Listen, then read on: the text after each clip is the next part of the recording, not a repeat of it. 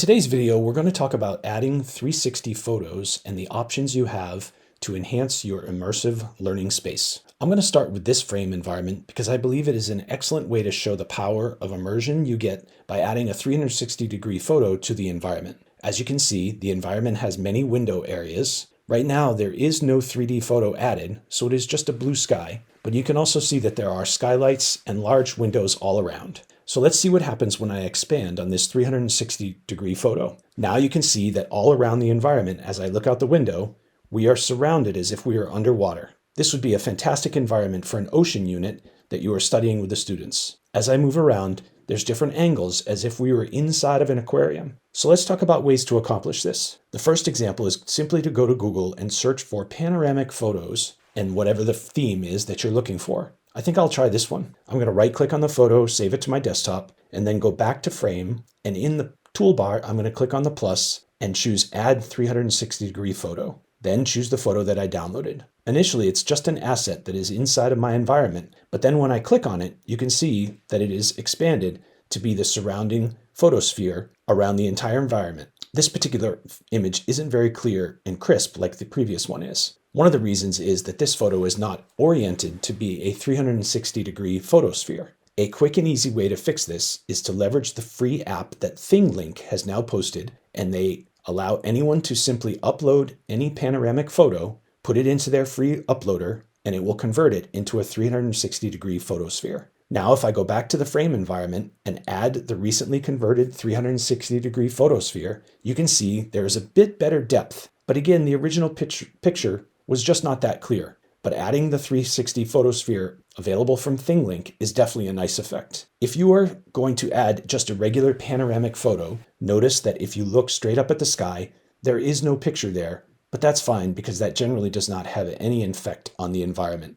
Where did I find the opening photo from the aquarium? I used an app from the Blockade Labs called Skybox, which is a text to 360-degree photo AI application. You simply put in the prompt, choose the style, and then click generate. And after 10 to 30 seconds, you will be presented with a 360-degree photo. Generally speaking, Skybox Labs photos are really high quality, and if you're not quite happy with what it produced, you simply can generate a second or third one. I'm going to click download and choose JPEG, which will automatically go to my download folder. Now go back to my frame environment, click on the plus and choose 360-degree photo and upload that photo from Blockade Labs. Let's talk quickly about the frame settings that are required to allow for this photo to be a 360-degree sphere that allows you to continue to view your environment. If I go to the settings here and I turn off these top two settings, when I expand on the 360-degree photo, I am immersed in the photo, but I lose my environment and any assets that are in that environment. If I go back to the settings and turn those back on, that's what allows you to have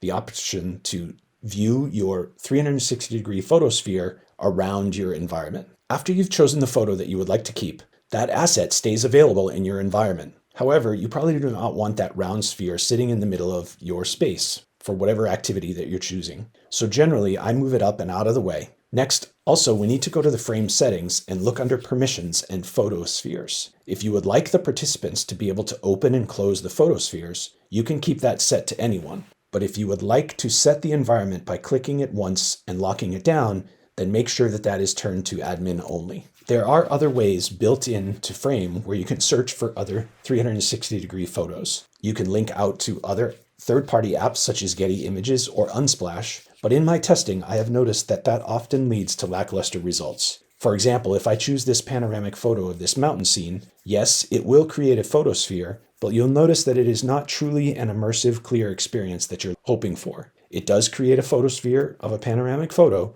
but you'll notice that there's a crease that's very visible, and it's quite distorted because it is not truly a 360-degree photosphere file. I'd like to show you one other way to leverage 360-degree photos, and that would be to bring it into an environment that has no other structure. So for example, this presentation that I made, I utilized a 360-degree photo that I had from my drone, and I wanted to share a presentation that is completely immersed throughout the entire presentation with no other structure in the way. The participant feels like they are floating through the air and moving along from quote-unquote slide to slide. As you can see, there are lots of options for 360-degree photos to enhance the immersive environments. In a later video, we will talk about the Google Street View possibilities that also leverage 360-degree photos.